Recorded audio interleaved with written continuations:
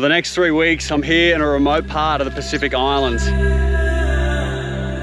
And I want to do as best I can to take a deep dive into the adventure, the culture, the different types of hunting, food, and way of life here in this remote part of the Pacific. Cheers to a great day, fellas. Cheers. Cheers.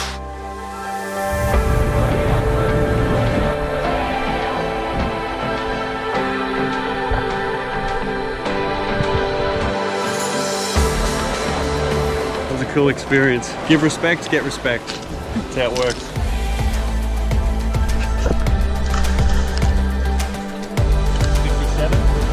This waterfall is just spilling out of the rainforest here.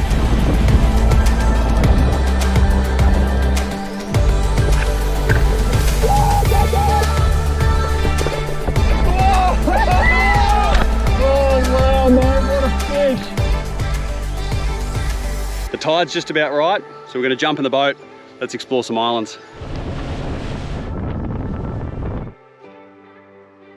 Come along to the protected side of this island and we're just doing a little bit of a cove hop, having a look at the different fringing reef, rock structure, the odd village or two that we're going past. It's honestly out of this world.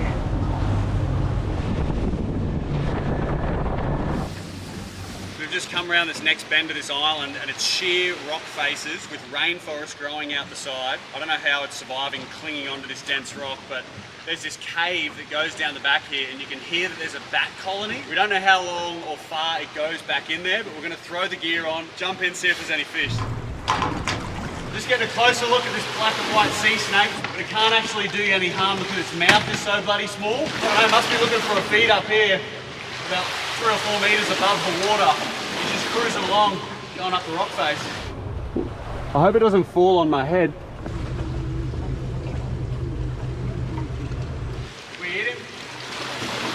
Throwing it, John. You excited, miss? Yeah, super excited. Go cave diving and spearfishing all in one. Let's do it. See how we go. One of the reasons I love these trips is every day we're relying on catching or foraging a feed. So we often jump in the water with a spear gun.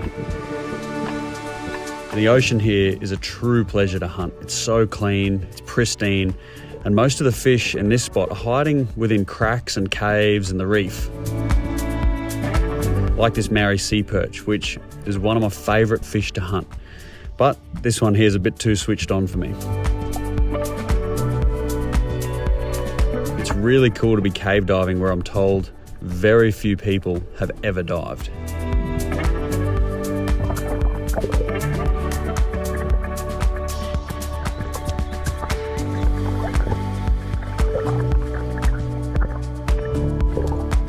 Quite a few bats up at the back, eh? Oh, sorry bats. Feels like there's going to be a big crocodile or something.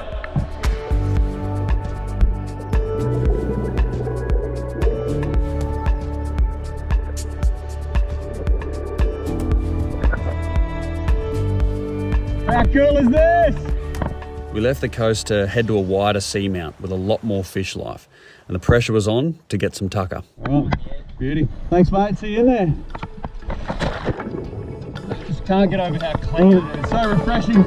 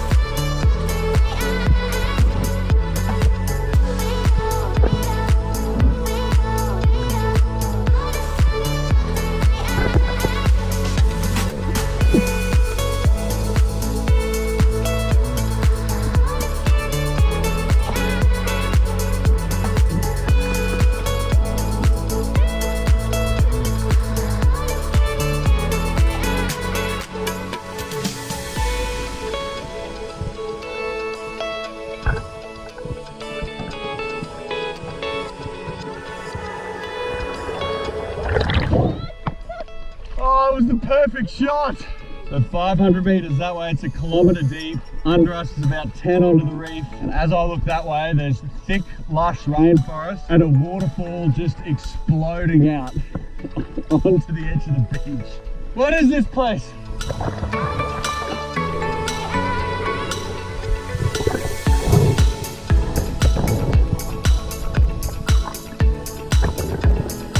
Lunch! Well done, bro.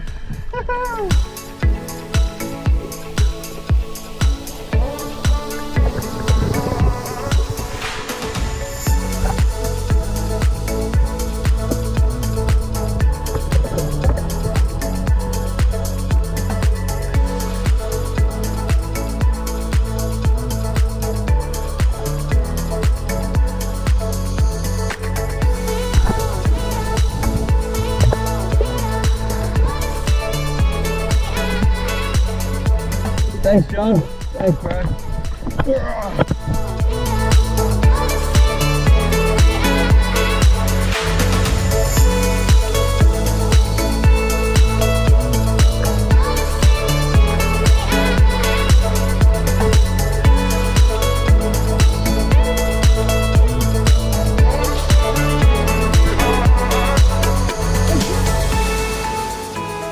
As we're out on the seamount about a K off this island, this waterfall is just spilling out of the rainforest here.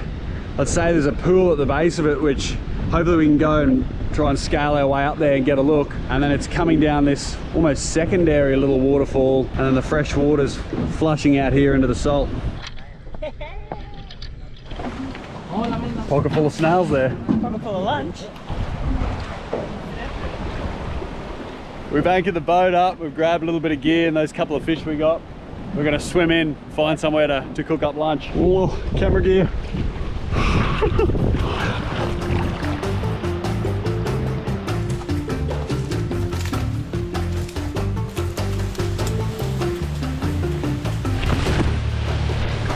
What do you reckon, brother?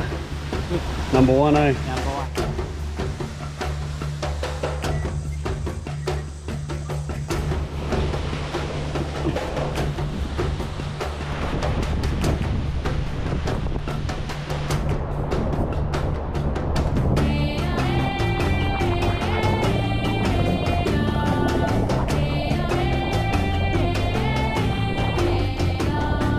Go, go, go!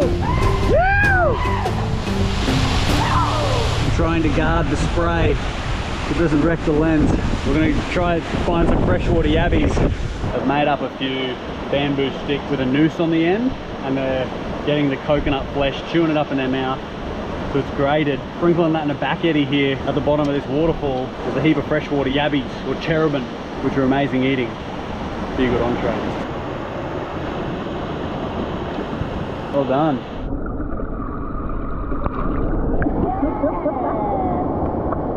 Alright, so we got wild cane with coconut stem to make a noose for catching prawns. What's our chances? Me and you probably pretty minimal, but you know, the boys have got some, so we're right. They've given us coconut to use as bait, and I think you've swallowed most of it. Definitely. We've got to feed this to the yabbies. Oh!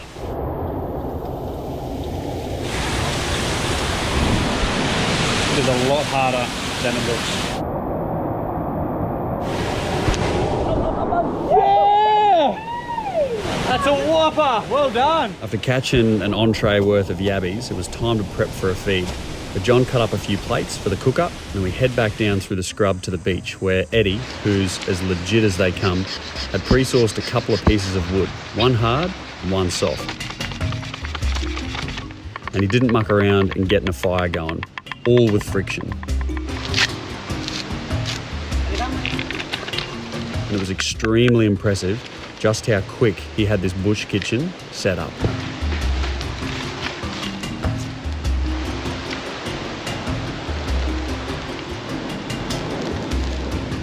Who'd have thought lunch would be so cute?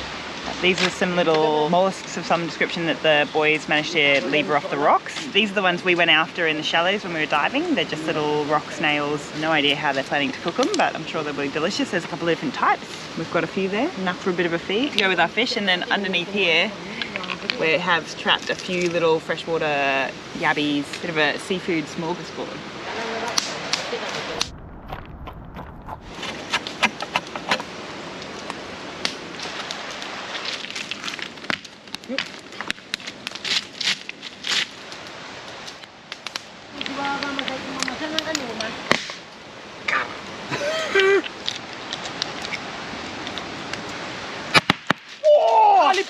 These volcanic rocks, when they're really hot, are exploding. Are proper scary, like flaming rocks just shooting out towards your eyeballs. So Eddie, John and myself have got the fire going and we're cooking up the feed. It's probably going to take 15-20 minutes to get everything cooked. And Nikki and Brett have gone out to the boat, grabbed the spear gear, and they're going to try and get a couple more fish, because it turns out we need to pay a bit of a waterfall tax for being here. A couple of miles away there's a village, and that village has traditional rights to this area here. So the thing to do is make sure you pay respects, pay the tax, keep their blessings, and hopefully we can get a few pieces of seafood on the way home to drop off to them. There's the cooked yabbies or freshwater prawns, and we've got the shells, some boiling away still, and these ones are done, so we're just going to let them cool down because they're lava hot, and that fish is not far off either. Still pretty hot, but I'm hungry, so let's give it a crack.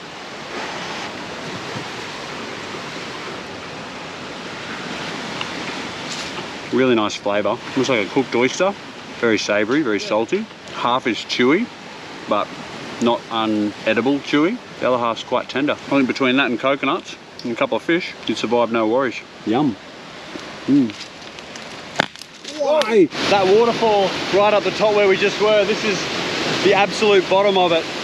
The fresh and saltwater pool that feeds out here to this springing rock bar and reef. And straight out here where you can get dogtooth, wahoo, coral trout and all those saltwater sea snails we're going to be cooking up. Boat anchored there, we're going to have lunch under these trees here.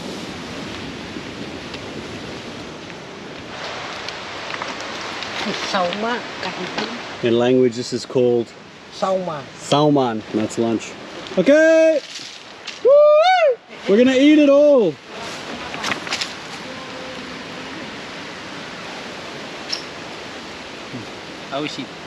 Amazing. Number one, mate. Cooked over the fire to absolute perfection. That is really, really delicious fish. And quite often at home I cook fish on the fire, especially a fish like this has got thick scales. I'll throw it directly on the coals, but I really like how Eddie prepped it up this afternoon, where he made up a sharp stick that was green so it wasn't going to burn, and then he used the back held in with these like heavier volcanic rocks, and then just put it a foot or two above the fire and then constantly adjusted it as the fire changed its heat. So it's ended up being like a slow cooked fish that is world-class taste. How'd you go, mate? Oh, mate, much to be said about my spear. Just super flighty, the fish there, but yeah, nice sea bream. Nothing wrong with that sea bream, it's a great fish.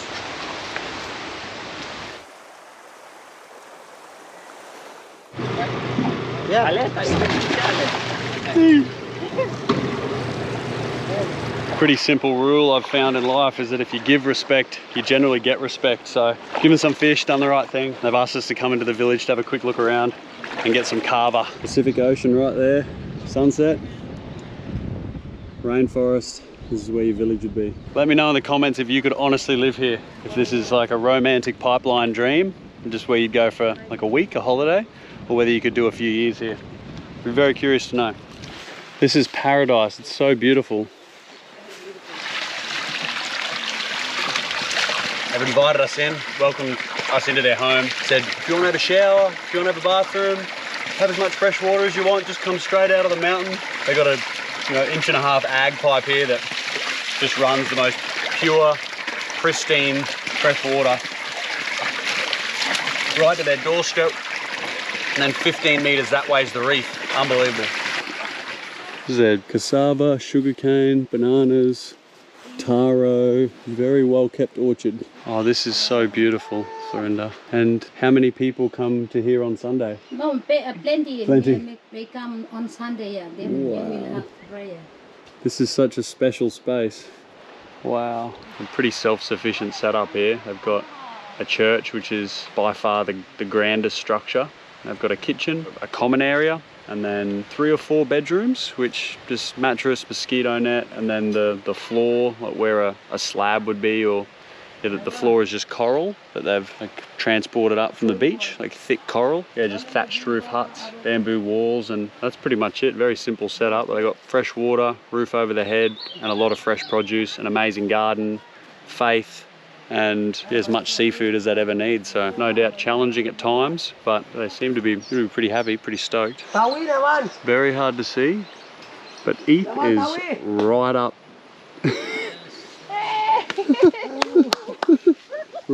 Right up in that grapefruit tree. Cheers. God bless you. Love you. John's got his kava. He's a happy man.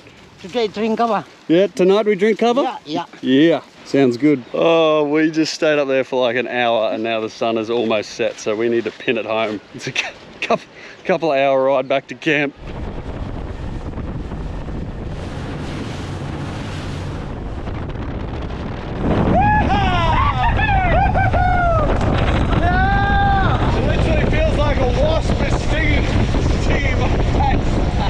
Coming back into base camp now. We had to give our fish away, which happily so, and we've only got a few snails that we've come back home with, so we're going to go out for a night dive when the sun sets in the next half an hour to hopefully get a few crays and a little bit more seafood for dinner.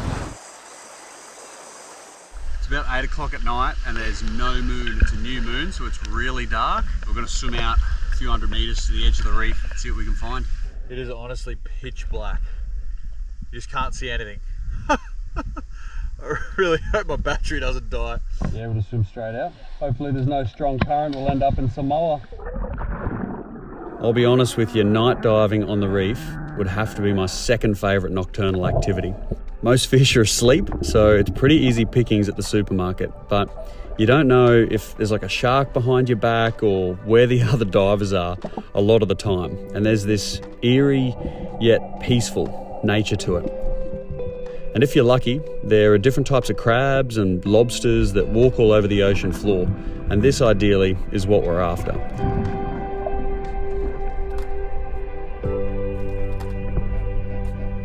I'd also be keen to know in the comments if you've ever night dived or speared in the dark, or if you'd like to or would, or whether this is crazy.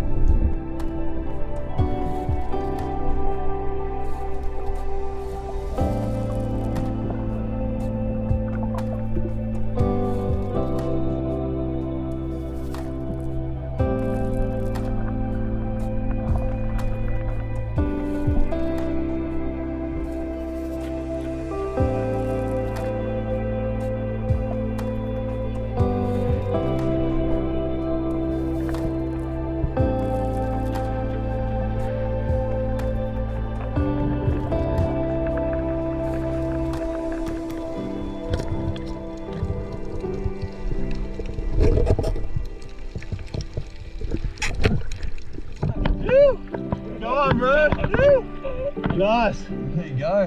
One cray. It's a different species, eh? Beautiful.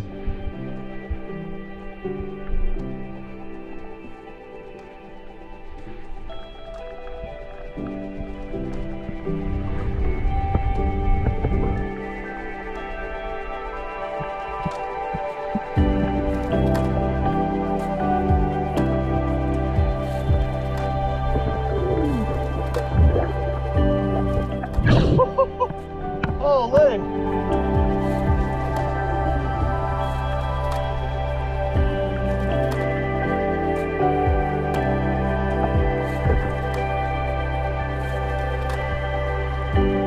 Literally right out the front of the camp. Nice green cray. Not sure if you're going to be able to see me, but that was special. Just getting surged along by the swell, by the waves, and really, really clean. It was like you were in a pool. It was that clean. Probably 20 meters vis, but you could only see where your light was. Light goes off, can't see anything, just pitch black. A lot of crays, a lot of crabs, not so many.